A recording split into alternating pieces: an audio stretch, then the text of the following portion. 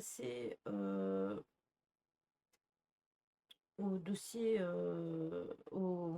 qu'est-ce que je raconte? Au côté lecture.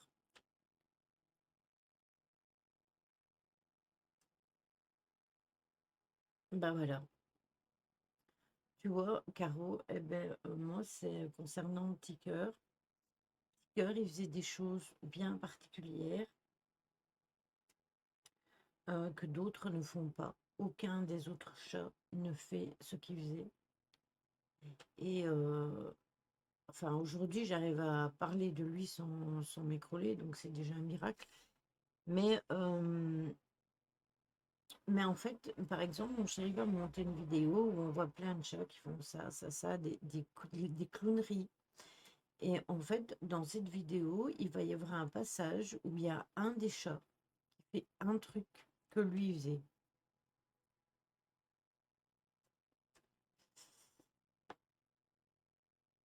Mais justement, le tout vibratoire des humains, il faudrait vraiment que tout le monde le fasse monter pour avoir un égrégore.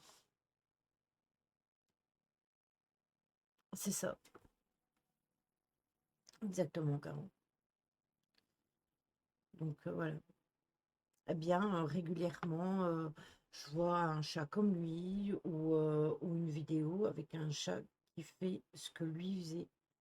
Et ça, il n'y a aucun chat qui le fait, hein. J'en ai 16 à la maison et aucun des 16 ne fait ça. Même sa mère, même sa sœur ne le font pas.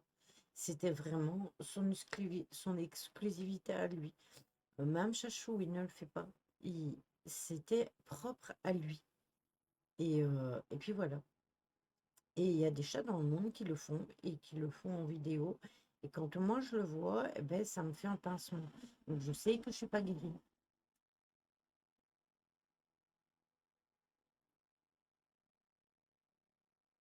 Mhm.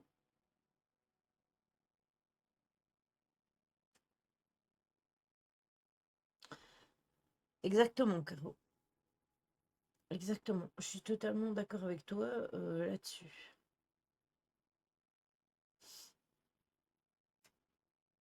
Oui, et c'est vrai que ce film est très intéressant à regarder, à faire comprendre aussi, et peut faire comprendre aux gens comment une âme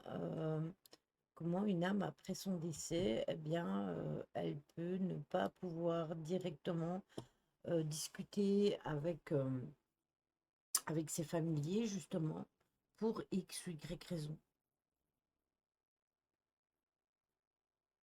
Ouais, ça fait que 4 mois, c'est vrai. C'est vrai que c'est pas vieux, hein. Mai, juin, juillet, ouais, c'est vrai, c'est ouf. C'est ouf. Bon, allez, on passe au dossier lecture.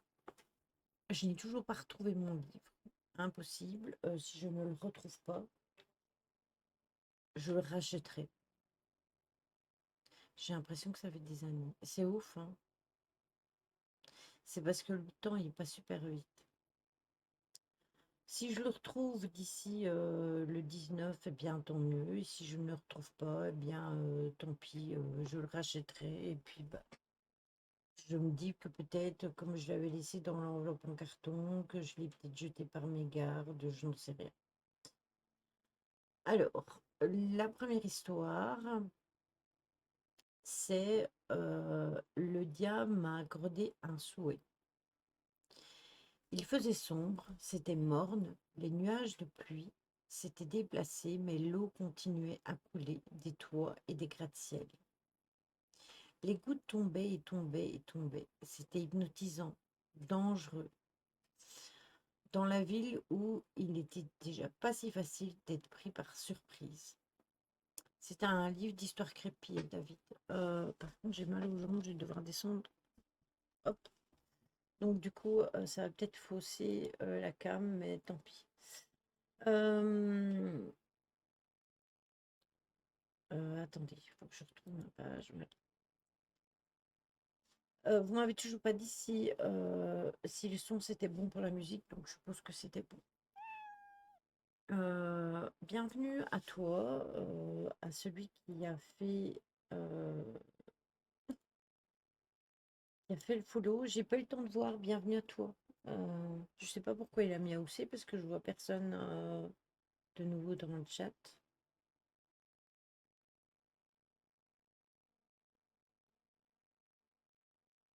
Le son est bon. Ta voix, on n'entend pas la zik. Pas du tout. On entend le miaou. Attends pour la musique. La musique.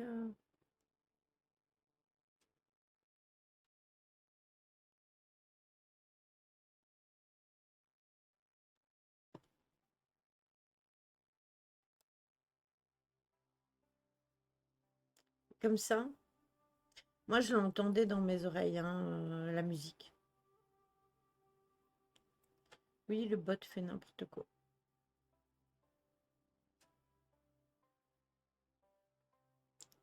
Dites-moi si c'est bon pour la musique. Spatule maudite.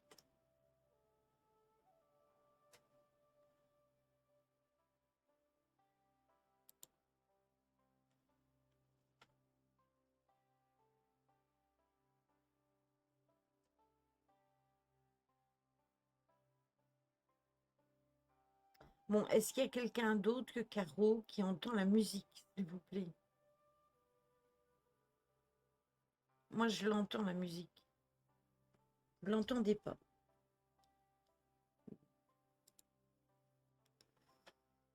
Euh,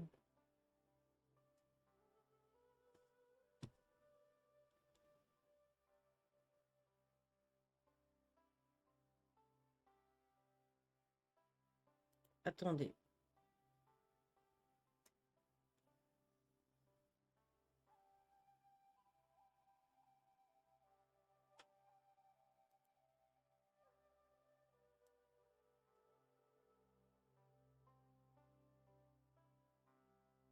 Et là, est-ce que vous l'entendez?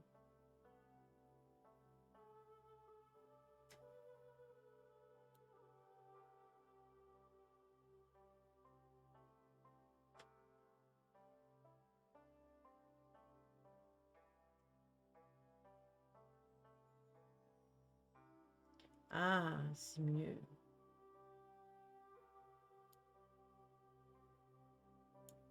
Et là,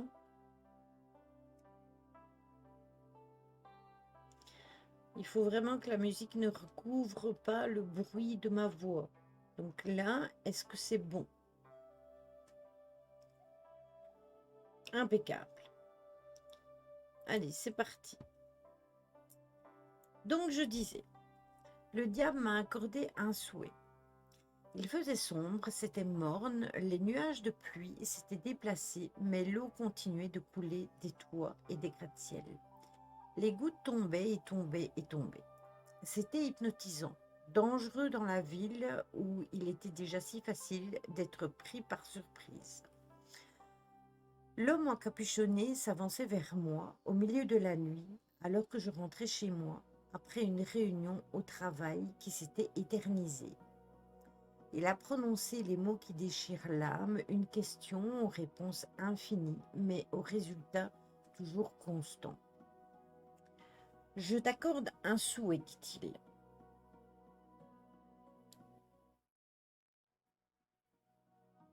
Attendez. Vous, c'est toujours bon. Je t'accorde un souhait. J'ai doucement ri, fou ou pas, je savais comment ces histoires se déroulaient toujours. Vous faites un vœu, il est exaucé dans d'atroces circonstances, vous mourrez, aussi simple que cela.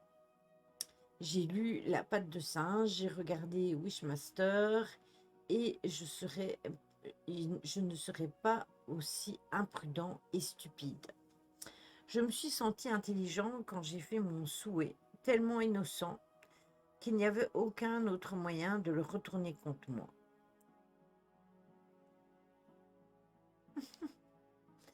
Je souhaite avoir 1 euro. S'il n'avait été qu'un fou, même lui aurait pu m'accorder ce souhait. Mais ce n'était pas un fou. J'ai regardé l'homme encapuchonné. lever ses bras et tirer lentement la pièce dans la réalité, comme si elle sortait d'un trou noir. Elle a disparu lentement dans mes mains, et je l'ai regardée incrédule. J'ai levé les yeux, mais l'homme avait disparu. À la maison, je n'ai rien pu faire d'autre que fixer cette pièce, ne sachant pas ce que j'avais vraiment vu, ce que je pensais avoir vu. Comment a-t-il pu faire ça? Était-il vraiment une espèce de génie? Cette pièce était-elle vraiment réelle ou étais-je en train de rêver? Bon, attendez, parce que moi, par contre, le son, il va trop fort pour moi, donc je dois diminuer pour moi, mais que vous ayez encore le son. Comme ça, vous avez plus le son, je pense.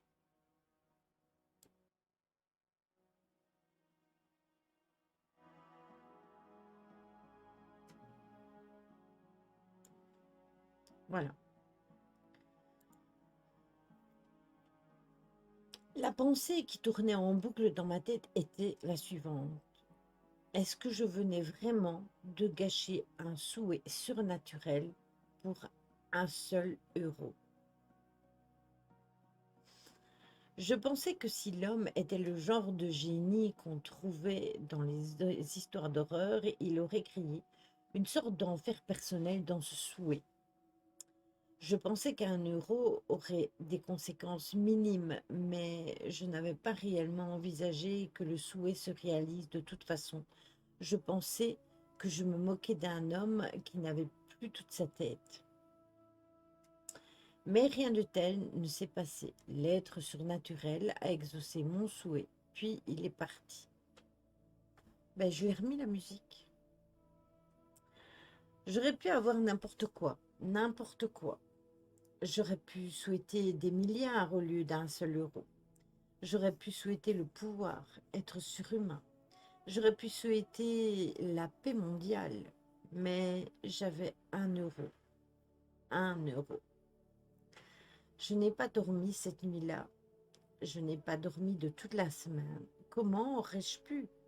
Cette opportunité complètement ratée, chaque moment embarrassant de mon passé, tout ce que je ne voulais, tout ce que je voulais changer me traversait constamment l'esprit. Chaque petit agacement résonnait inlassablement dans ma tête. La femme dans la cabine à côté de moi qui éclatait bruyamment sa boule de chewing-gum, j'aurais pu souhaiter que sa bouche reste collée. Le mec qui n'arrêtait pas de me confier ses dossiers problématiques parce qu'il était incapable de les traiter lui-même, mais qui était quand même mieux payé que moi. J'aurais pu souhaiter qu'il soit viré. Mon patron, qui ne faisait absolument rien d'autre que m'engueuler jour après jour. J'aurais pu souhaiter sa mort pour prendre sa place. Samedi, je suis allée au travail. La seule personne qui travaille les samedis était mon patron.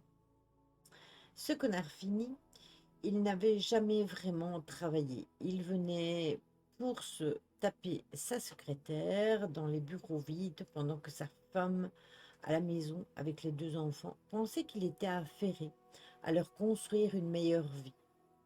Elle m'aurait remercié, je pense. La graveuse sur son bureau ferait l'affaire. J'ai croisé la secrétaire sortant du bureau du patron. La graffeuse est rentrée directement en contact avec sa tempe. Elle s'est effondrée à mes pieds. Mon patron, qui n'avait même pas fini de boutonner son pantalon, a essayé de m'intimider en me criant dessus et en me disant que j'étais virée pour m'empêcher d'avancer. Mais je pouvais voir la peur dans ses yeux. Il n'arrivait même pas à fermer ce foutu pantalon. Je l'ai poussé contre le bureau, attrapé un stylo, et je l'ai poignardé dans les yeux 2 fois. Cette fois, ça n'allait pas être aussi rapide qu'un coup d'agrafeuse sur la tête. Alors qu'il se tordait sur son bureau, je me suis assise dans le fauteuil qui me retenait de droit. C'est ça que j'aurais dû souhaiter, j'ai pensé. C'était la première fois de la semaine que j'étais aussi heureuse. Ça aurait pu être la première fois tout court que j'étais aussi heureuse, autant que je m'en souvienne. Quelqu'un dans les étages inférieurs a dû entendre les cris. On était au sommet du 16e étage. Peut-être que c'était le boss de quelqu'un d'autre se tapant aussi sa secrétaire. Quelqu'un qui n'avait pas l'audace d'assassiner pour un meilleur travail. Qui que ce soit, je savais qu'il nous avait entendus parce que je pouvais entendre les sons distants de sirènes de police. Je ne crois pas qu'ils accepteront de me laisser ce travail après ce que j'ai fait. Je me suis dirigée vers le toit de l'immeuble, tirant difficilement le corps, toujours tressaillant de mon ex-patron. Une fois arrivé en haut, j'ai pu me rendre compte que j'avais raison. Des voitures de police encerclaient le bâtiment. Ce sont elles que j'ai visées quand j'ai balancé le corps, tête la première, par-dessus le toit. J'ai entendu une voiture accuser le coup. J'ai toujours pensé que ce type avait sa place dans une voiture de police de toute façon. J'ai entendu les policiers forcer la porte menant au toit. J'ai sorti la pièce d'1 € de ma poche et mon seul stupide souhait, je l'ai jeté au loin. Et puis j'ai sauté avant que les policiers ne puissent m'attraper. Passer ma vie en prison ne ferait que créer plus de problèmes. Alors que je tombais vers le trottoir en dessous, j'ai baissé les yeux et au milieu de la police, personne ne semblait regarder un homme encapuchonné, aux yeux rouges incandescents qui se tenait directement devant moi et même après en dessous de moi, les bras grands ouverts comme s'il voulait m'attraper. Ma dernière pensée, avant d'arroser l'asphalte, ma seule pensée claire de toute la semaine, était que le diable était bien plus malin que je ne le suis.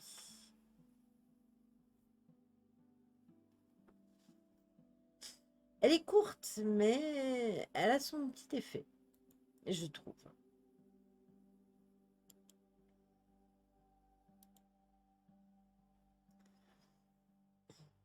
Frustré, il tue son patron. D'avoir fait un vœu de merde, il tue son patron.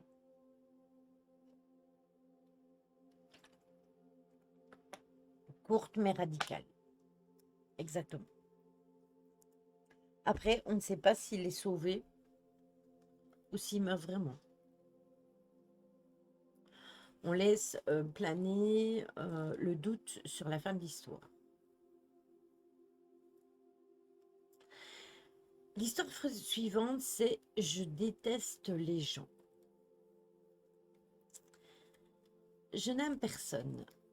Je ne me suis jamais demandé pourquoi, car au final, quelle importance? Vous me direz peut-être que je suis anormale ou que j'ai trop souffert. Ne vous fatiguez pas. J'assume parfaitement d'être ainsi. Et si vous étiez à ma place, vous seriez tout autant à l'aise. La politesse, les faux-semblants, les sourires forcés me fatiguent et m'écœurent. Les rires des enfants m'insupportent au plus haut point et je rêve juste de leur coudre la bouche à tous ces petits braillards. Et ne parlons même pas des animaux, des chiens, des chats qui envahissent ma pelouse et auxquels je décoche des billes de plomb avec un lance-pierre, excusez-moi. L'autre jour, j'en ai même touché un à l'oreille quelques minutes après son propriétaire est venu m'emmener. Le lendemain du jour où j'ai chassé ce chien, un couple est venu frapper à la porte, les parents d'un petit. J'ai d'abord faim de ne pas les entendre, mais ils ont continué à tambouriner à ma porte comme des idiots. Comme je ne répondais toujours pas, ils ont commencé à me traiter de tous les noms. Je me suis assise derrière la porte, me délectant de chaque injure qui révélait ainsi bien leur vraie nature. Ils ont donc fini par renoncer et ont tourné les talons pour ne plus jamais revenir. Mais c'était sans compter leur affreux marmot qui s'était mis en tête de se venger. Celui-là, il m'a vraiment impressionné. Vous voulez savoir pourquoi? Votre côté sombre veut savoir, vous en mourrez d'envie. Je le sens, je le sais, je vais satisfaire votre curiosité. Je travaillais tard ce soir-là, collé à mon ordinateur pour surveiller à distance les magasins dont j'étais la gardienne virtuelle. J'avais déjà signalé 4 voleurs à la police. La soirée s'annonçait monotone, comme toujours, car aucun de ces pitoyables voleurs à l'étalage n'était assez futé pour échapper à mon œil expert. Je gagnais bien ma vie, mais je m'ennuyais depuis que j'avais été licenciée de l'asile où je travaillais pour avoir oublié de donner des médicaments. Enfin, quand j'ai dit oublié, c'est la version officielle, car je leur ai fourni et ces imbéciles m'ont cru. L'expérience n'avait pas été dénuée d'intérêt cependant. Calvin avait au final essayé de déchirer la gorge de certains patients. Il était réputé pour être dangereux et celui-ci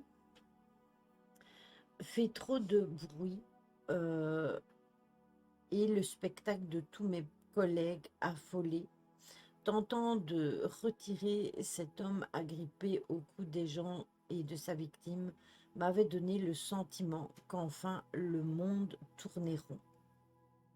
Ça va vous faire réfléchir cette histoire parce que c'est vraiment lié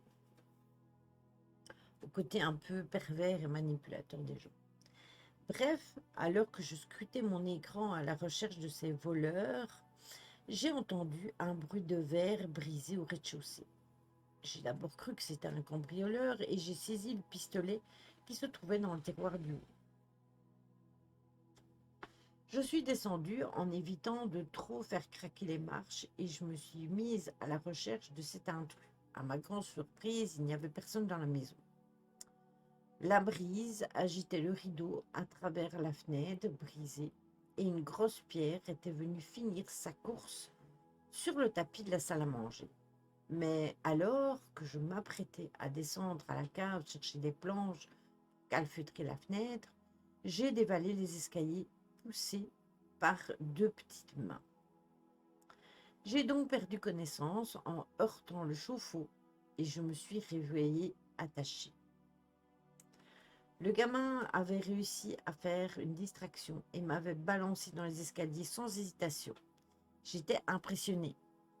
Malgré l'audace dont il avait fait preuve en s'introduisant chez moi en pleine nuit, il semblait encore hésitant.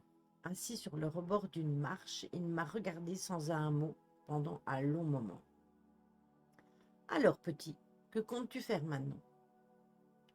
J'ai voulu tuer ton chien. Tu as bien failli me tuer en me poussant dans les escaliers. Que veux-tu de plus? Il ne m'a pas répondu, je l'ai regardé tordre ses doigts nerveusement pendant au moins une bonne heure. Puis il s'est levé lentement, d'un pas peu assuré, et il est remonté à l'étage.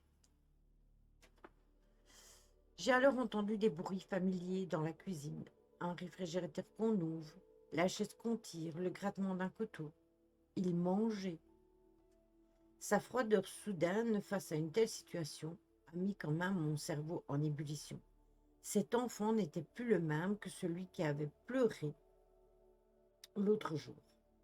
Il avait évolué et j'ai attendu avec impatience qu'il redescende me voir. Il ne s'est pas trop fait attendre et son petit visage poupin s'est dessiné dans la lumière pâle et sale de la cave. Il devait avoir plus ou moins 12 ans. Les yeux clairs, l'allure d'un enfant de cœur. On lui aurait donné le bon Dieu sans confession, mais son regard me transperçait, tant il était empli d'une soudaine envie de vengeance. Admirable, ai-je pensé. Il a sorti le pistolet de derrière son dos d'une main tremblante sous le poids de l'arme. Il l'a soulevé en direction de ma tête. Vas-y, tire, gamin. Ce ne serait que justice après tout. Pourquoi tu hésites? Pourquoi avez-vous essayé de tuer mon chien? À cause de vous, tout est à recommencer. Sa voix tremblait. Tu ne pleurais donc pas pour ton chien l'autre jour, je me trompe? Ferme-la, dit-il, ou je tire. Tu peux, mais dans ce cas, je ne pourrai plus t'aider. M'aider? Mais qui vous dit que j'ai besoin de vous? Toi. Une larme s'est mise à couler sur sa joue.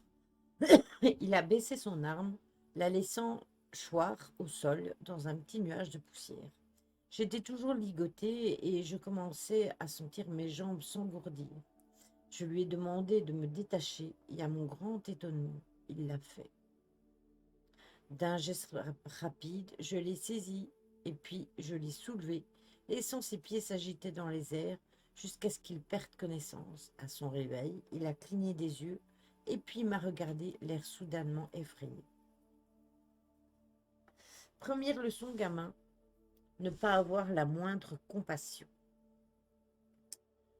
Il caressait son cou endolori, attentif à ce que je disais. J'en ai profité pour le faire parler. Non pas que sa petite vie Mina m'intéressait, mais son secret attisait ma curiosité. Ce que j'ai découvert m'a conforté dans l'opinion que j'avais de l'humanité, effroyablement cruelle et sans aucune retenue. Il m'a expliqué que ses parents lui avaient offert ce chien pour ne pas avoir à jouer avec lui et qu'il l'avait menacé de représailles s'il le perdait. Il se montrait prompt à se battre pour n'importe quelle raison, mais le petit se servait du chien comme excuse pour sortir de la maison et avait esquivé bon nombre de corrections depuis son arrivée dans la famille. Le jour où il avait ramené son chien blessé, ses parents l'avaient battu si durement qu'il avait fini par fuir et se cacher jusqu'à la tombée de la nuit durant laquelle il s'est introduit chez moi. On fait quoi maintenant? Il m'a demandé insistant. Qu'est-ce que tu vas faire maintenant, tu veux dire? Vous aviez dit pouvoir m'aider, mais vous me laissez me débrouiller seule finalement. C'est de votre faute si tout ça m'est arrivé. Tu as peur. Deuxième leçon, ne pas avoir peur de faire ce qui doit être fait. Je l'ai relâché et je lui ai donné le pistolet. Il est sorti au petit matin, l'arme cachée sous sa petite veste, et je ne l'ai plus revu. Mais le soir même, en allumant ma télévision, il y avait un flash info que je n'oublierai jamais. Un couple avait été abattu chez lui et le gamin avait été emmené en hôpital suite au choc psychologique, mais ne présentait aucune blessure. Aucune blessure, les mots m'ont fait sourire aujourd'hui parce que cet enfant est définitivement très impressionnant, mais aussi terriblement blessé par la vie. Et oui, le pauvre gamin, comme tu dis, en fait, si cette personne n'avait jamais fait ça, ben certes, l'animal n'aurait pas été blessé,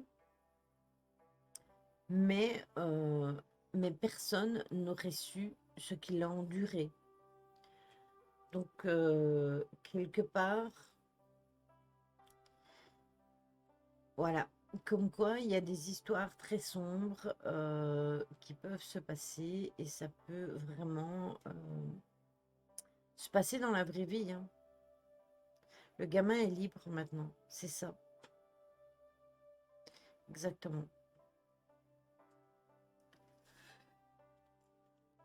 C'est pour ça qu'il faut faire attention justement aux gens et parce qu'on ne sait pas les blessures qu'ils ont eues dans leur vie et ce qu'ils vivent aussi dans la vie de tous les jours.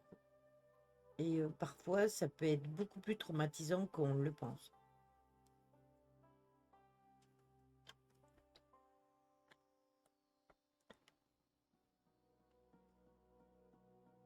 Oui, c'est ça.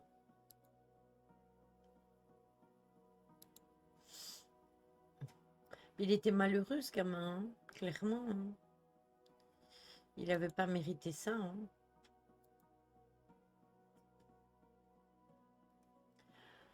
Alors, l'histoire suivante est la chambre 733. dit la chambre des suicides.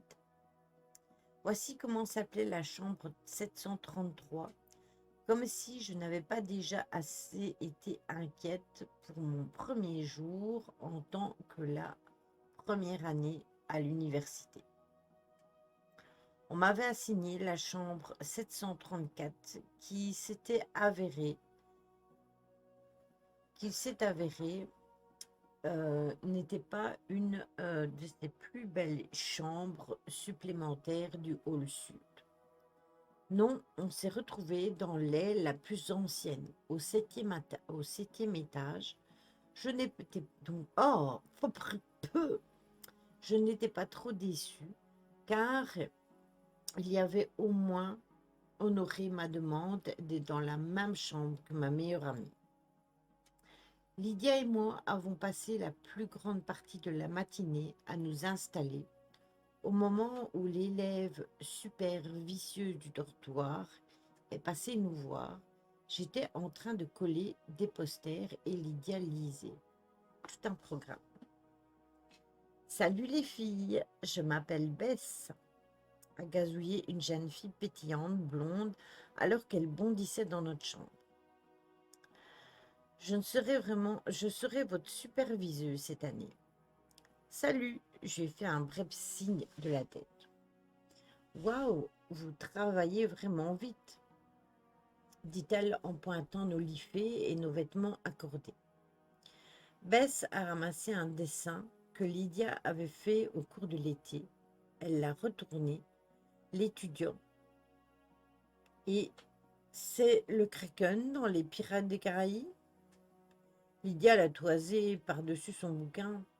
Bref, je sais que notre hall n'est pas aussi neuf que dans le hall sud, mais croyez-moi, il y a beaucoup d'histoire ici.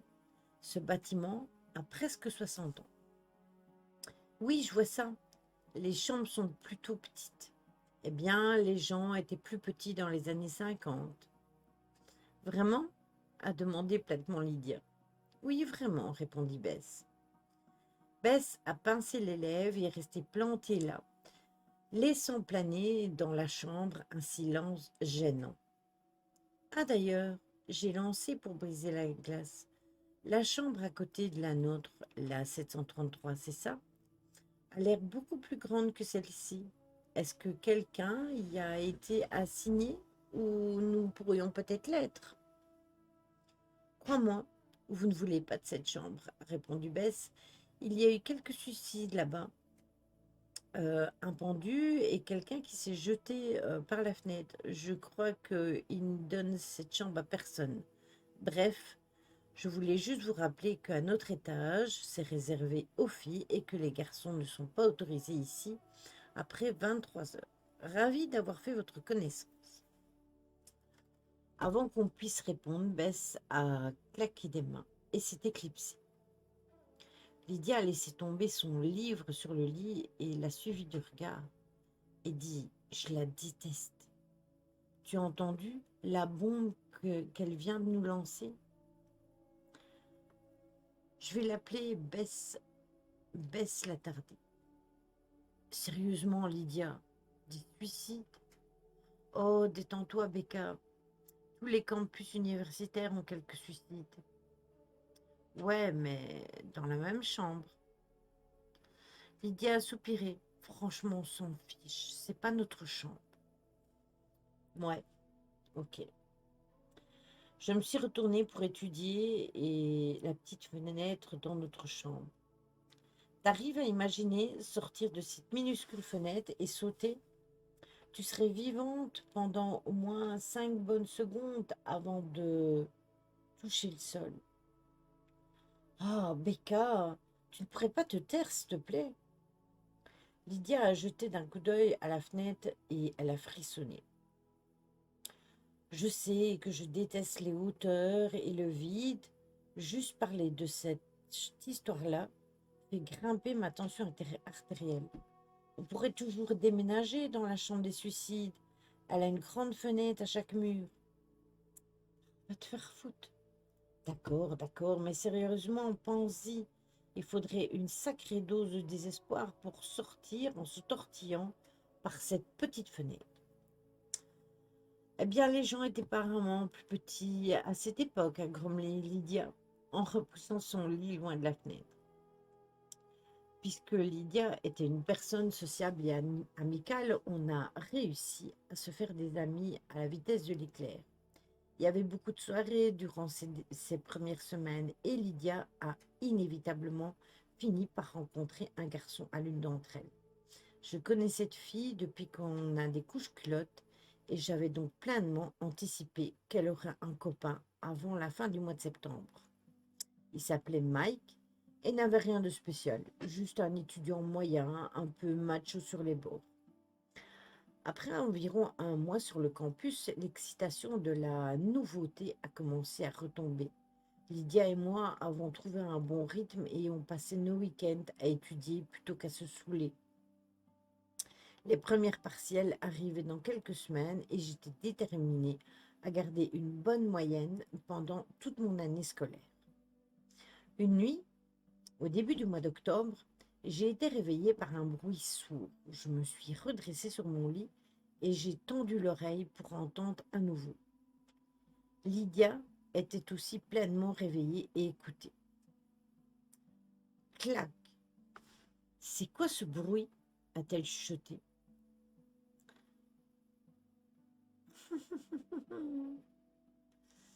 Ce n'était pas inhabituel qu'il y ait du bruit dans les couloirs, puisque les filles pouvaient rentrer à n'importe quelle heure de la nuit, mais ce bruit venait définitivement de la chambre d'à côté, la chambre dans le coin. Est-ce que c'est... Oui, a chuchoté Lydia, c'est la fenêtre de la chambre d'à côté. À l'insistance de Lydia, nous gardions notre fenêtre fermée tout le temps.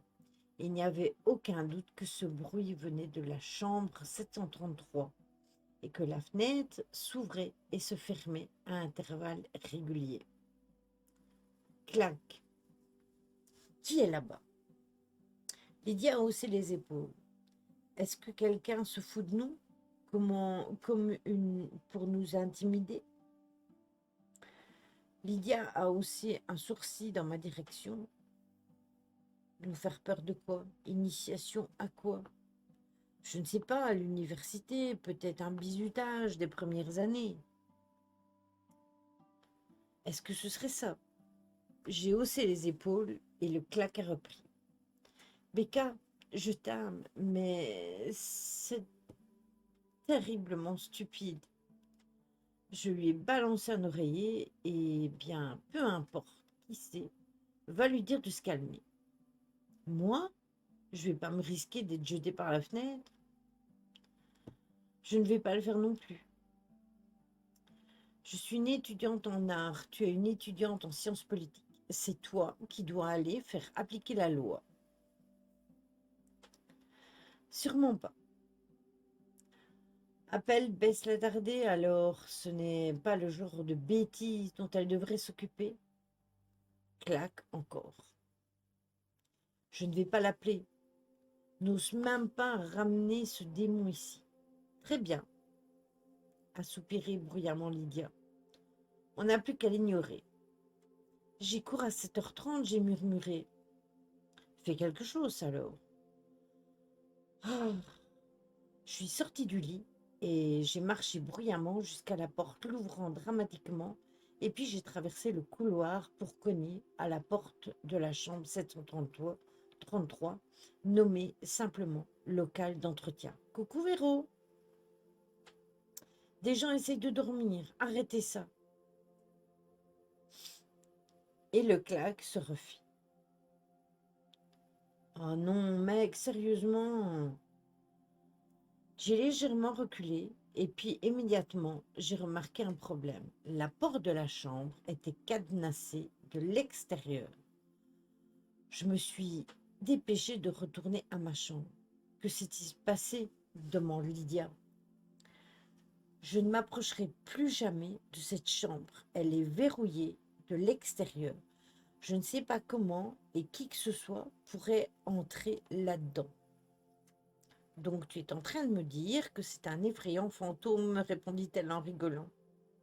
Non, je suis en train de te dire qu'il y a des choses bizarres qui se passent dans cette chambre, appelée la chambre des suicides. Lydia a pouffé, puis s'est recouchée. Tu aurais dû faire du théâtre plutôt que de la politique avec tout ce drama. Nous n'avons plus entendu cette fenêtre la nuit-là, mais le lendemain matin, on pouvait clairement voir de l'extérieur que les deux fenêtres de la chambre 733 étaient maintenant grandes ouvertes.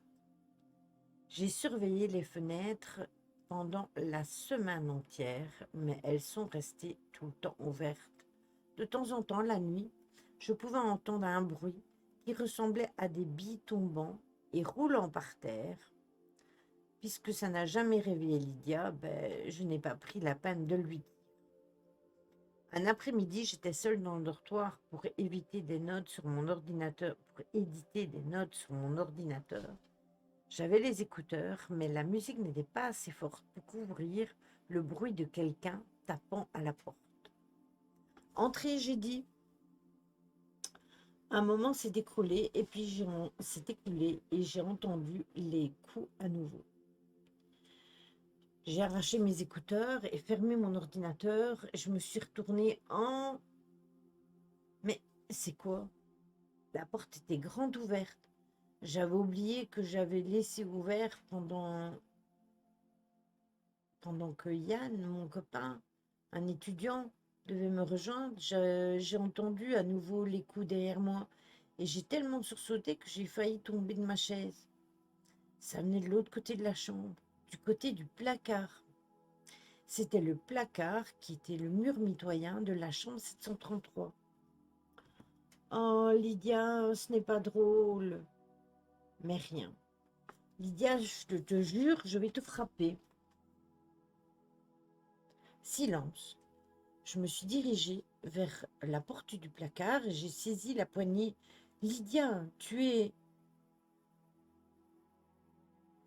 une putain de... Une putain de quoi? Sa voix venait du couloir derrière moi. J'ai lâché la poignée de la porte et j'ai reculé, les yeux écarquillés. Lydia a jeté ses affaires sur le lit et s'est tournée vers moi, les bras croisés. Une putain de quoi? Je pensais que tu te cachais dans le placard, j'ai dit d'une voix étouffée. Hein? Pourquoi? Parce que quelqu'un frappait à sa porte. Mon Dieu, Becca! Lydia s'est frotté le front et s'est dirigée vers le placard, ouvrant largement la porte. Il n'y avait rien, que des cartons de vêtements. Elle a fait un mouvement du bras, comme pour dire « Et maintenant ?» Je te le jure, Becca, il n'y a personne ici. Je sais ce que j'ai entendu. On s'est regardé jusqu'à ce que notre petit duel soit interrompu par l'arrivée d'Yann. Il a immédiatement senti la tension dans la pièce. « Salut les filles, qu'est-ce qui se passe ?» J'ai jeté un regard hostile à ma colocataire. Il y a des choses bizarres qui se passent dans la chambre d'à côté, mais ce n'est pas nouveau. Quelle chambre? La 735 ou la chambre vide? La chambre vide. Ah, la 733. Ouais, je ne suis pas surprise, c'est la chambre des suicidés. Oui, on a entendu parler des morts. Je me suis assis sur mon lit. Ouais, c'est super réglo, 3 suicides dans la même chambre. 3? Lydia a osé les sourcils. On nous a dit qu'il y en avait eu 2. Eh bien, il y a eu 2 personnes dans les années 70 et un autre gars, il y a une dizaine d'années. Il a sauté par la fenêtre. Lydia et moi avons toutes les deux frissonné, mais si elle était pire que moi, on était toutes les deux terrifiées par le vide. Une mort par chute, c'était la pire chose à laquelle je pouvais penser. J'admets que 3 suicides dans la même chambre, c'est très perturbant, a dit Lydia d'un ton désolé. Ouais, j'ai entendu dire qu'il y avait quelque chose dans cette chambre. Comme quoi? Personne ne le sait, mais chaque année, quelqu'un a une nouvelle théorie. Pendant la période d'Halloween, généralement, un article est publié là-dessus dans le journal du campus, mais il n'y a que dans cette chambre que ce n'est pas amical. Est-ce que quelqu'un s'est déjà suicidé dans les chambres voisines? Celle-ci, par exemple. Non, juste la 733. Honnêtement, j'étais surpris quand j'ai appris qu'ils allaient ouvrir le hall nord cette année. Ils nous ont dit qu'on était la plus grosse promotion de première en 20 ans. Ouais, j'ai entendu dire ça aussi. Et vous devriez demander à changer de chambre. Yann s'est assis sur le lit à côté de moi et j'ai posé ma tête sur son épaule. Oui, mais il nous séparerait, Becca et moi, sommes amis depuis 15 ans et on ne peut pas vivre avec quelqu'un d'autre. Donc, on devrait juste rester dans cette chambre avec Satan pour voisin. J'ai jeté un regard méfiant au placard. Lydia a bêtement haussé les épaules. Au moins, on aura des histoires à raconter quand on aura notre diplôme. Ah, ce n'est pas le genre d'histoire que j'ai envie de raconter. Quelques jours plus tard, Lydia a chuchoté, a commencé à croire à mon histoire du placard. Je me suis réveillée au milieu de la nuit au son de quelqu'un qui chuchotait. J'ai regardé Lydia qui me fixait déjà avec ses yeux grands ouverts.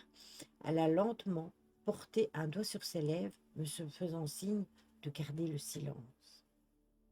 J'ai écouté attentivement, essayant d'entendre ce que la voix disait et d'où elle venait, mais je n'ai pas réussi à comprendre ne serait-ce qu'un seul mot. Je suis sortie de mon lit, j'ai marché sur la pointe des pieds jusqu'à celui de Lydia.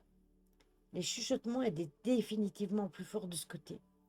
Normal, elle partageait un mur avec la chambre 733. Jamais, trois petits points. Prix, trois petits points. Bouche, trois petits points. D'imbécile, trois petits points. C'est quoi ces conneries? Lydia s'est penchée et a collé son oreille contre le mur. Les chuchotements se sont brusquement arrêtés. Je me suis penchée aussi. Brusquement, il y a eu un grand bruit de l'autre côté.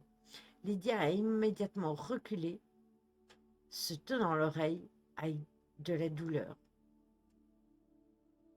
Quelqu'un est là-dedans. Soudainement, de plus en plus en colère qu'effrayée, j'ai encore une fois ouvert notre porte avec fracas, me dirigeant vers la chambre soi-disant vide. J'ai tambouriné à la porte, ne me souciant plus des personnes qui pourraient être réveillées. Tu te fous de moi? J'ai hurlé à la porte. Cette blague n'est pas drôle. Sors de cette chambre. Silence. Puis, euh, mais je te l'ai montré tantôt, David. C'est celui que tu étais en train de jouer là. C'est le même que j'ai. C'est celui-là. Je ne sais pas à quoi je m'attendais, mais pas à ça. La poignée a commencé à tourner. J'ai reculé tellement fort et j'ai heurté le mur de l'autre côté du couloir. La poignée continuait à tourner, puis quelque chose a commencé à pousser de l'autre côté. La porte a bruyamment gémi, mais les verrous ont tenu bon. J'ai retenu mon souffle jusqu'à ce que la pression sur la porte ait disparu et que la poignée ait lentement retrouvé sa position normale. J'ai remarqué que Lydia observait cette scène depuis notre chambre. Elle a levé les bras comme pour demander qu'est-ce qui s'est passé. Quelqu'un pense qu'il est drôle, je lui ai répondu à haute voix. Elle a secoué la tête, puis a disparu dans la chambre. Je me suis agenouillée au sol. J'ai posé ma tête sur le tapis, essayant de regarder à travers l'interstice de la porte. C'est la première fois que je voyais l'intérieur de la pièce. La chambre 733 était définitivement un local d'entretien. Il y avait des chaises empilées le long du mur, des sommiers de lit de l'autre côté, quelques matelas pourrissants empilés sous une fenêtre et une épaisse couche de poussière recouvrant toute la pièce. Les fenêtres étaient vraiment énormes, chose qu'on ne pouvait pas deviner en regardant d'en bas, à l'extérieur. Elles étaient ouvertes comme d'habitude et je pouvais imaginer à quel point ça devait être facile d'y grimper pour sauter.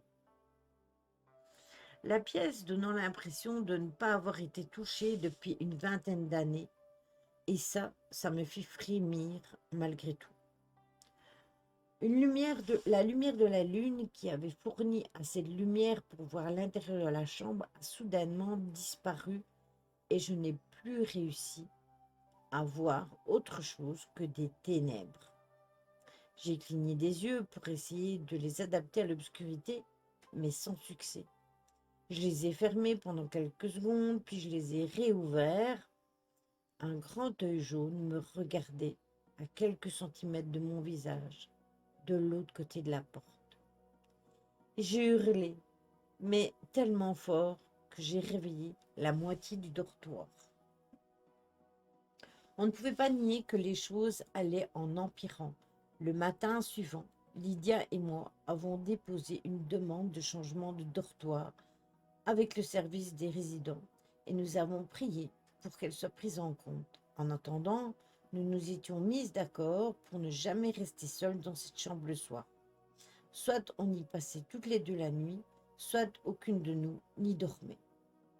On a commencé à passer la plupart des nuits avec nos petits amis respectifs. J'ai raconté à Yann ce qui s'est passé et il m'a suggéré de parler au club du paranormal du campus. J'ai donc pris un rendez-vous avec hésitation. Le mardi suivant, Lydia et moi avons rencontré un garçon petit, bien habillé, nommé Greg, et 4 de ses collègues. On leur a raconté tout ce dont on pouvait se rappeler, chaque incident, aussi insignifiant soit-il. Greg et les autres nous ont patiemment écoutés et ont pris des notes pendant une demi-heure. Ce n'est qu'après avoir fini de raconter notre histoire qu'ils ont finalement pris la parole. « Est-ce que c'est tout ?» a demandé Greg. « Oui, j'ai répondu. Pourriez-vous patienter quelques instants dans le couloir afin que nous puissions nous entretenir entre nous ?»« Bien sûr, » a souri Lydia avec indulgence. « Tout ce que vous voulez. » La porte venait à peine de se refermer derrière nous que Lydia a grogné en levant les yeux au ciel. « Allons-y. »« Allez où ?»« T'es sérieuse ? » ?»« Lydia, s'il te plaît, on a vraiment besoin d'aide. Je suis en train de perdre les pédales. On n'a pas assez une seule nuit. On n'a pas passé une seule nuit dans notre chambre depuis jeudi dernier. Ce n'est pas juste quelque chose que nous pouvons ignorer. « Ok, » elle répondit en levant les bras au ciel. « Écoutons ce qu'ils ont à nous dire. Comme ça, on pourra aller au service des résidents pour voir où en est notre demande de déménagement. » On a attendu dans le couloir plus ou moins 15 minutes avant que Greg ne sorte à nouveau, nous invitant à nous asseoir. « Ce à quoi vous avez affaire, mesdames, est un fantôme très en colère. » « Est-ce que c'est ton opinion personnelle, Greg ?» a dit Lydia. « Bonsoir, Cornaline. »« Avec plaisir, de rien. » Je lui ai jeté un regard noir. Oh oui, un esprit vengeur. « Un esprit ?» j'ai demandé. Je doutais fortement que ce soit ça. « Oui, » a répondu Greg. « C'est ce que les profanes appellent fantôme. »« Mon Dieu !» a grogné Lydia. Confondant la frustration de Lydia avec du désespoir, Greg s'est empressé de poursuivre son discours. « N'ayez pas peur, mesdames, nous allons nous occuper de vous. C'est vrai que les esprits peuvent être une épine dans le pied si on ne les exorcise pas de manière appropriée. C'est une bonne chose que vous soyez venus à nous. Les suicides génèrent presque automatiquement des fantômes en colère. Ils ont besoin de se venger. » Quel stéréotype. Se venger sur qui? Sur les autres élèves. Peut-être que cet esprit en particulier a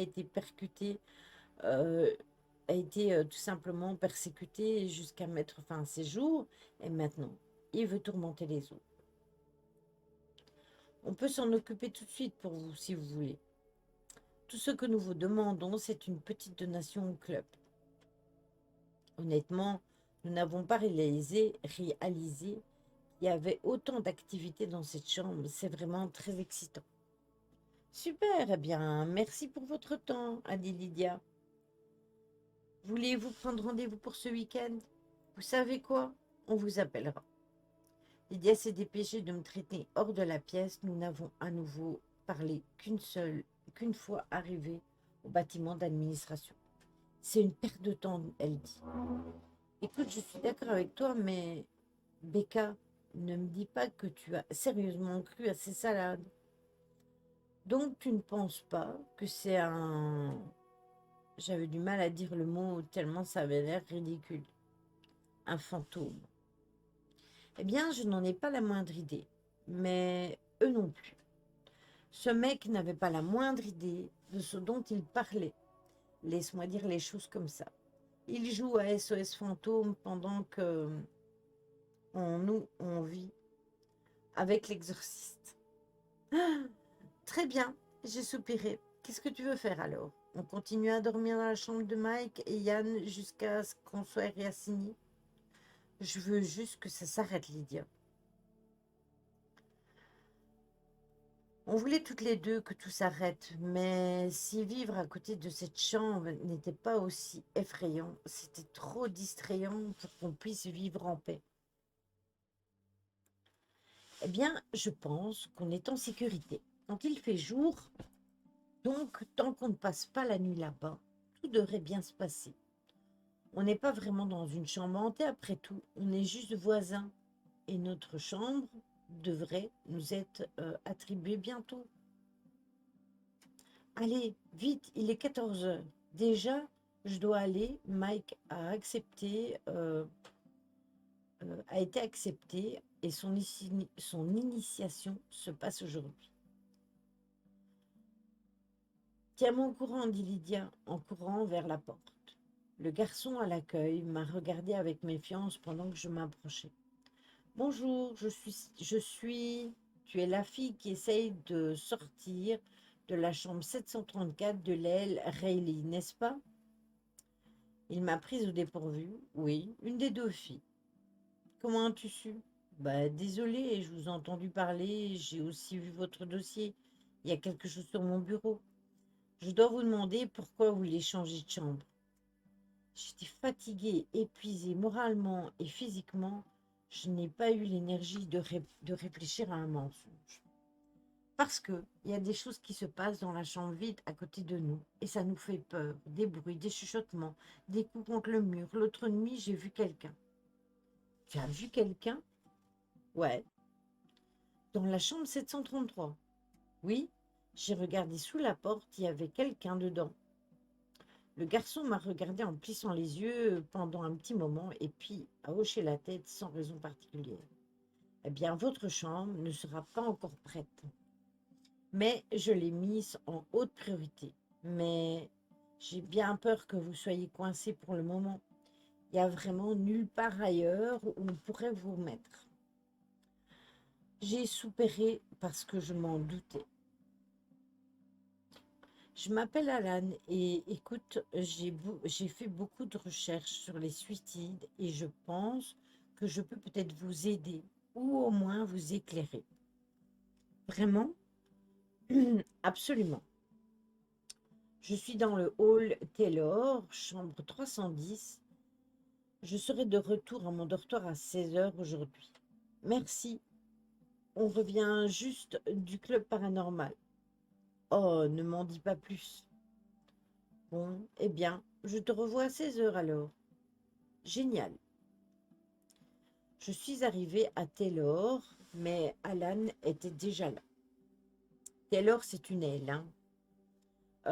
J'ai raconté notre histoire pour la deuxième fois de la journée et Alan n'avait pas peur de m'interrompre avec des questions, bien que ses demandes ne trahissaient pas ses pensées. Quand j'ai eu terminé, il a soupiré profondément en s'adossant sur sa chaise. Je n'arrive pas à y croire. J'ai toujours entendu des rumeurs, mais honnêtement, je doutais qu'elles soient vraies. Je peux te l'assurer, tout ce que je t'ai raconté est vrai. Et comment c'est maintenant, quand vous êtes dans la chambre? On n'y va plus à la tombée de la nuit, mais quand on est là en journée, on entend des grattements sur le mur, des chuchotements. Parfois, la fenêtre s'ouvre et puis se referme, et en plein milieu de la foutue journée.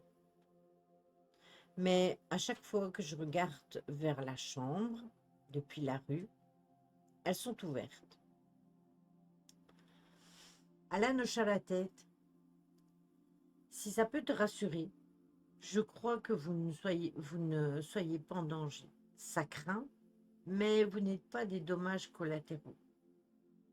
Vous n'êtes que des dommages collatéraux. Vous devez juste rester aussi loin que possible de cette chambre. J'ai soufflé, un peu moqueuse. Tu plaisantes, je n'irai jamais là-bas. Je sais que tu crois à ce que tu dis, mais cette chose, peu importe ce que c'est, est manipulatrice, menteuse, et elle est plus intelligente que toi. Je vais essayer de ne pas être offensée par ce que tu viens de dire. Tu ne devrais pas. Qu'est-ce que tu penses que ça pourrait être? Quelque chose de très ancien, de très mauvais. Je l'ai regardé sceptique avant de laisser mon regard errer dans la chambre. Je n'avais pas fait attention à la décoration, mais Alan avait une passion pour l'occulte. Je ne vois aucune situation où je serais obligée d'entrer dans cette chambre. Je sais, mais tu dois avoir conscience qu'il y aura peut-être un moment où où tu devras prendre une décision à propos d'entrer dans cette chambre. Parce que la chose à qui tu as affaire, ça a tué 5 personnes. 5? Je pensais qu'il y en avait 3. Ouais, tout le monde n'a pas fait autant de recherches que moi. Alors, Hélène, en 1961, elle a sauté par la fenêtre. C'était la première victime. Tad, en 1968, il a sauté lui aussi. Marissa, en 1975, elle s'est pendue. Erin, en 1979, elle a sauté. Eric, en 1992, il s'est pendu. 5 suicides. Comment l'université peut-elle encore laisser des gens vivre là-bas? Ils ne les laissent pas apparemment. C'est pour ça que c'est un local d'entretien. Oui, mais à l'époque, eh bien, après quelques années, une fois que toutes les personnes qui pourraient se rappeler de l'incident étaient diplômées, la chambre était tout simplement réassignée. C'était avant qu'Internet n'arrive et les nouveaux étudiants n'avaient pas la moindre idée de ce qui s'y était passé. Mais après la dernière victime, Eric, ils ont fermé l'aile nord du 7e étage tout entier et ont construit plus de chambres dans le hall sud. Et donc, que veut cette chose? Le chaos, la mort des âmes, qui sait? Personne ne sait ce que c'est exactement. Pourquoi penses-tu qu'elle ait fait ça? Quoi, les victimes? Tout ce que je sais, c'est que c'est ce qui est consigné dans le dossier des preuves. Tous les suicidés ont été retrouvés avec des images ou des écrits qu'ils ont jugés indicibles, donc qui ne pouvaient pas être lus. Ils contenaient des choses horribles, diaboliques et qui te rendaient physiquement malade si tu les voyais ou si tu les lisais. Et ces personnes, elles ont dessiné ça, elles ont écrit ces choses. Oui, ce qu'il y a dans cette pièce les rend fous. C'est vachement terrifiant. Vous avez envisagé de faire venir quelqu'un pour bénir la chambre? Mon Dieu, tu vas avoir du mal à le faire venir, mais peut-être un autre genre, un autre style de personne sainte, un exorcisme par exemple. Parce que la rumeur, dans les années 70, disait que tout avait commencé à cause d'un jeu de Ouija qui avait mal tourné en 1961. Vraiment? Non, dans les années 60, ce n'était pas le cas. Peu importe. C'est juste une rumeur. La seule personne dans le campus qui pourrait connaître la vérité, cet homme dans l'administration. J'ai déjà essayé de lui parler à plusieurs reprises, mais il refuse de me voir. Il était à l'université en 61. Oui, il y logeait même. On doit absolument lui parler. Je dois savoir ce qui se passe et je ne pourrai jamais vivre comme une personne normale sinon. Je suppose qu'on peut essayer de le suivre dans le campus. On peut lui parler demain. On peut essayer.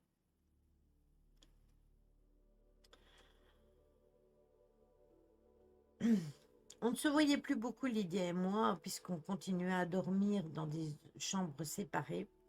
Et je retournais juste à ma chambre 2 fois par jour, le matin et l'après-midi. Généralement, la chambre 733 restait silencieuse, mais ça ne me faisait pas sentir mieux du tout.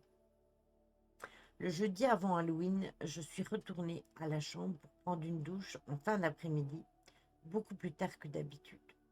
J'ai vu Lydia un peu plus tôt dans la journée et elle m'a dit avoir stocké assez de vêtements chez Mike pour tenir jusqu'à l'obtention de son diplôme. Je savais donc que je serais seule. J'ai pris ma douche dans la sécurité de la salle de bain commune au bout du couloir, puis je suis retournée dans ma chambre pour me changer. Je devais rejoindre Yann dans une demi-heure pour aller à la soirée et je voulais sortir d'ici le plus vite possible. Ce silence me mettait mal à l'aise. J'ai donc branché mon iPod sur les enceintes et j'ai lancé la musique. Je me suis rapidement habillée, puis je me suis mise devant le miroir pour sécher mes cheveux. Je me suis penchée vers pour brosser mes cheveux, essayant de leur donner un peu de volume. Quand je me suis redressée et que j'ai éteint le sèche-cheveux, j'ai immédiatement remarqué le silence dans la pièce. Mais ce n'était pas tout. Je n'étais plus dans ma chambre. Derrière moi se reflétaient les sommiers de lit rouillés, la chambre grande ouverte de la chambre 733. Je me suis retournée paniquée pour découvrir que j'étais en fait toujours dans ma chambre. J'ai regardé le miroir à nouveau et la chambre 733 s'y reflétait toujours. J'ai entendu un léger mouvement derrière moi et c'est tout ce qu'il fallait pour me faire partir en courant. J'ai attrapé mon sac, mon téléphone, je me suis enfouie de la chambre en claquant la porte derrière moi. Une fois dans l'ascenseur, j'ai appelé Alan. Je ne peux plus faire ça. J'ai dit dès qu'il a décroché. Je ne peux plus retourner dans cette chambre, je ne peux plus jamais y retourner. Qu'est-ce qui s'est passé? Je lui ai tout raconté. Mon Dieu, qu'est-ce qu'on peut faire? Je dois parler à quelqu'un qui sait ce qui se passe. Est-ce que Tom est vraiment la seule personne qui était là en 1961? Le seul que je connaisse en tout cas. Bon, j'ai cours à 7h30, mais je vais sécher. Ok, on se voit demain. Je n'étais pas une grande adepte des soirées, mais j'étais contente de pouvoir aller là-bas ce soir-là. Et dès que nous sommes arrivés, j'ai demandé à Yann d'aller me chercher à boire.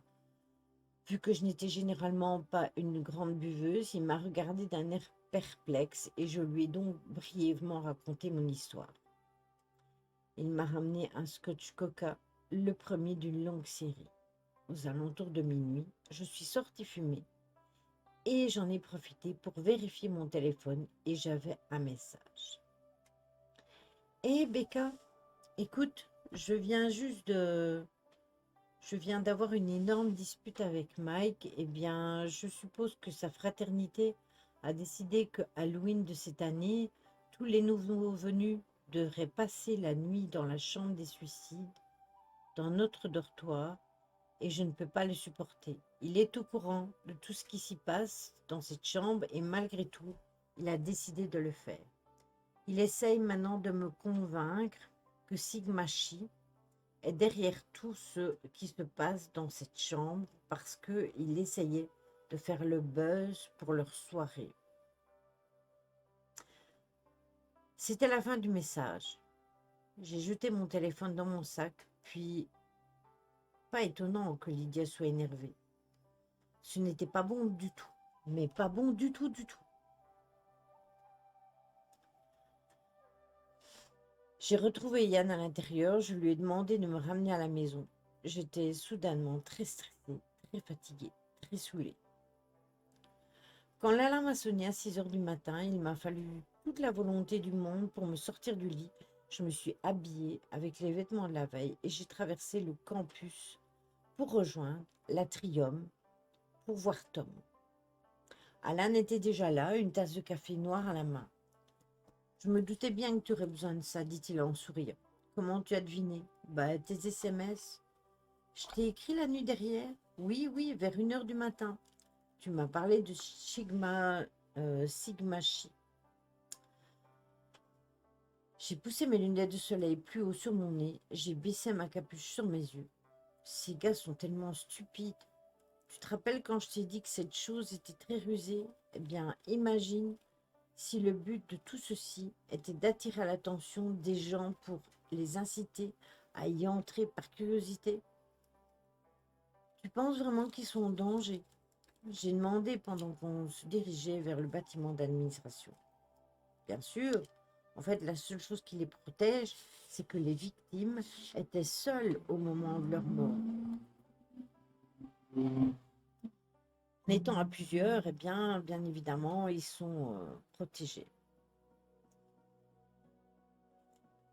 Une demi-heure plus tard, Tom avait encore réussi à nous échapper. Nous sommes allés à son bureau en espérant pouvoir supplier sa secrétaire de nous accorder un rendez-vous.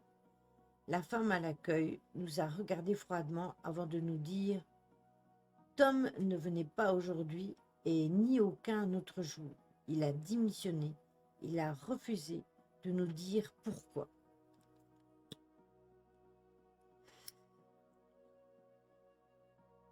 En fait, il a demandé son transfert et il est parti. Elle est très longue, cette histoire. Exactement.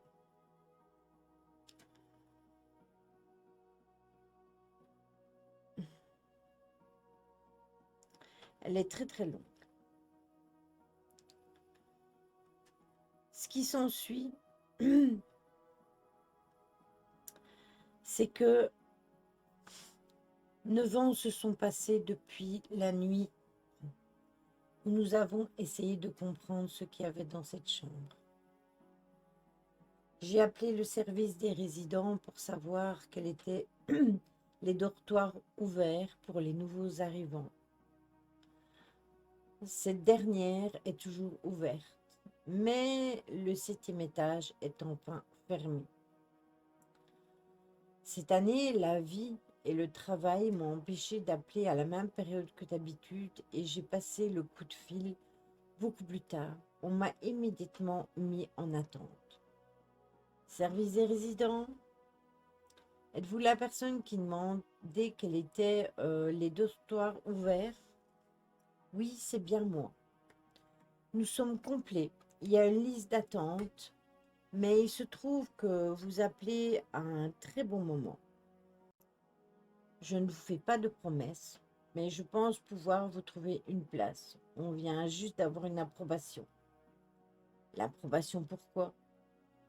Nous allons réouvrir le 7e étage, malgré ce qui s'y passe et malgré les incertitudes qui planent. C'est donc comme ça que j'ai appris que, après avoir été fermée un certain temps, cette chambre fut à nouveau donnée à des étudiants.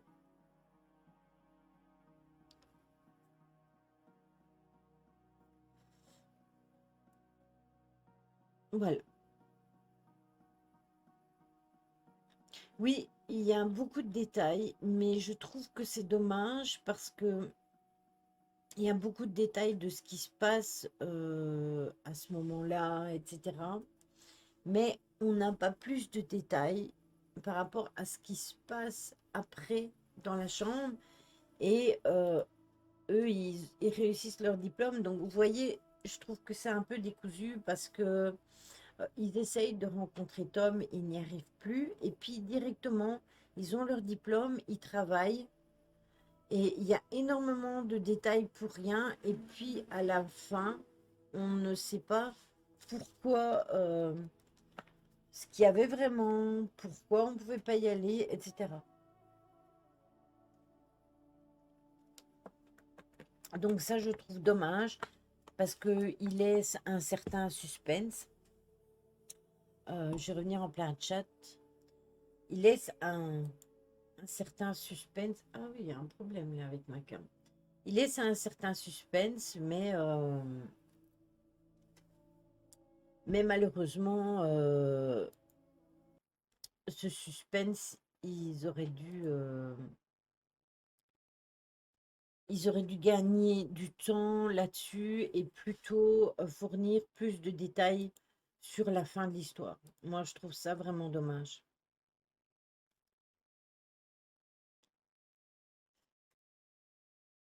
Oui, moi aussi, j'aurais bien voulu savoir ce qu'il y avait dedans. J'appelle ça écrit pour écrire, c'est ça.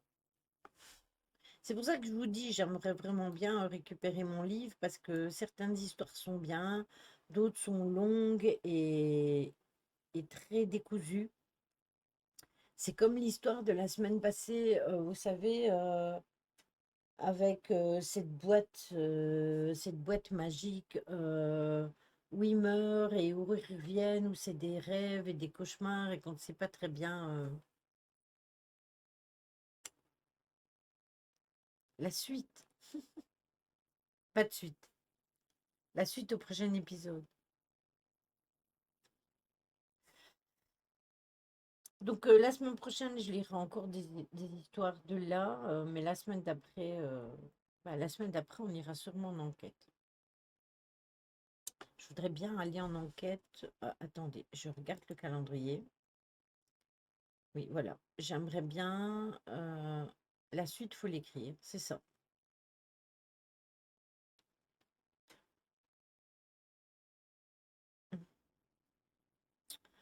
Non, le 7, donc le 14, donc la semaine prochaine, il y aura encore live gaming et live lecture.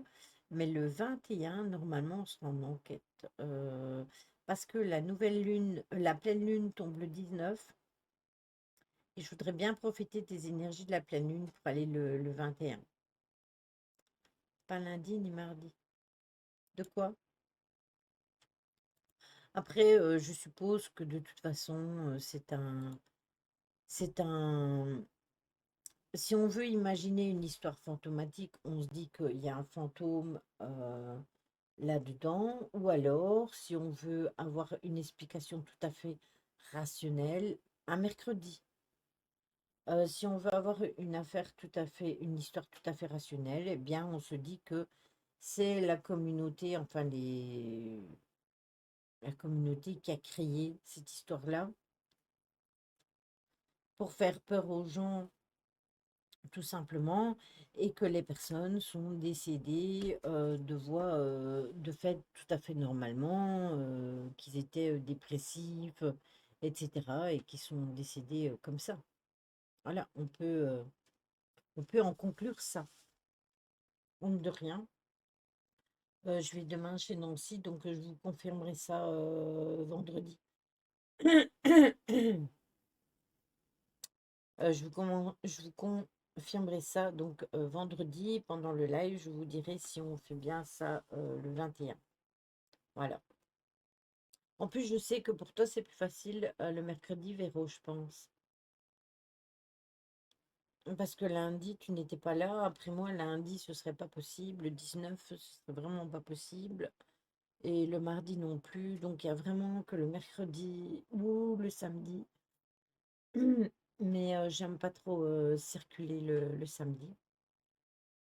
Je préfère circuler de la semaine et avoir, elle m'énerve cette cam, et avoir moins de circulation. J'ai belle à la remontée, hein. Que dalle. Je veux pas rester au-dessus. Bon, allez. Donc voilà. Donc il faut imaginer la suite de l'histoire, tout simplement. Bon, attendez, je regarde un truc. Oh, les pubs.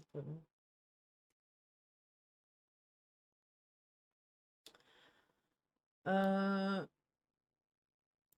on va faire un raid chez quelqu'un chez qui on n'a jamais été. Alors, c'est quelqu'un qui est dans la spiritualité, dans l'épanouissement personnel sur sa chaîne Twitch. Je ne sais pas si, si il est qualitatif ou pas. Pour ça, on ne peut faire qu'une chose, c'est faire un raid et aller visiter sa chaîne. C'est une petite chaîne, ils sont 55. C'est ça, on verra bien. On ne peut que... Attendez, parce que on ne peut que aller voir et puis se rendre compte par nous-mêmes. Lundi, je ne suis pas venue, j'avais de la visite. Ben voilà. Donc sa chaîne, c'est Interia Spirit. Donc on verra. Je vous dis, on part à l'aventure. Je vous souhaite une bonne soirée. Prenez soin de vous et à vendredi pour un live sur le paranormal ou sur l'ufologie. De toute façon, ça reste dans le surnaturel. Je vous mets sur la fin du stream et à vendredi. Des bisous.